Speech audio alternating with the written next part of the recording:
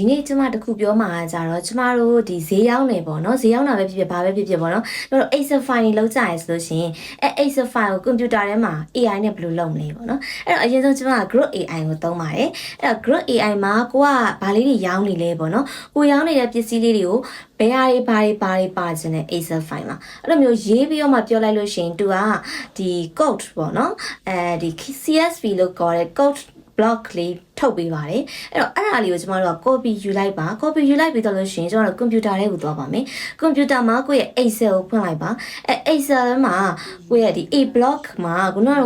ကို copy လာတဲ့ CSV ကို paste လုပ်လိုက်ပါတယ် paste လုပ်လိုက်ပြီးတော့လို့ရှိရင် column လေးဘယ်လိုချမလဲဆိုရှင်အဲ့ဒီ computer Excel အပေါ်မှာ data ဆိုတာရှိပါတယ်အဲ့ဒီ data ကိုရွေးလိုက်ပါရွေးလိုက်ပြီးတော့လို့ရှိရင်ကျမတို့ပေါ့နော်ဒီ text to column ဆိုတာလေးကိုရွေးပါရွေးပြီးတော့လို့ရှိရင်ဒီဘက်မှာ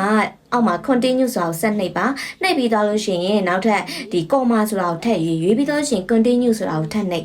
ပြီးတော့လို့ရှိရင်ဒီမှာ finish လို့လုပ်လိုက်ပြီဆိုလို့ရှိရင်ကိုခုနကတော့လောက်ခဲ့တဲ့ဒီ code လေးရနေပြီးတော့မှဒီ Excel file အဖြစ်သူပြောင်းသွားတယ်ပေါ့နော် Excel file က column အတိအကျနဲ့ကိုဖြစ်သွားတာเนาะအဲ့ဒီမှာကိုကနည်းနည်းလေးလိုက်ပြီးတော့မှကိုဖြည့်ချင်တာလေးပြောင်းချင်တာလေးပြန်ပြင်လို့ရပါတယ်အဲ့တော့ဒါကျမ Group AI နဲ့ Excel နဲ့ကိုချိန်ပြီးတော့မှသုံးပြသွားတာပါအဲ့တော့ဒါကတော့ free သုံးပြသွားတာပါအဲ့တော့ Group AI ကိုဝယ်ချင်တယ်ဆိုလို့ရှိရင်ပဲဖြစ်ဒါမှမဟုတ်လို့ရှိရင် Excel တွေဘာတွေသုံးတယ် Microsoft Word account 365 account ဝယ်ချင်တယ်ဆိုလို့ရှိရင်ပဲဖြစ်ကျမဒီ Premier ACC နှစ်လေးဆိုတဲ့ Telegram account မှာလာဝယ်လို့လည်းရပါတယ်ဆိုတာကိုပြောပြတာပါ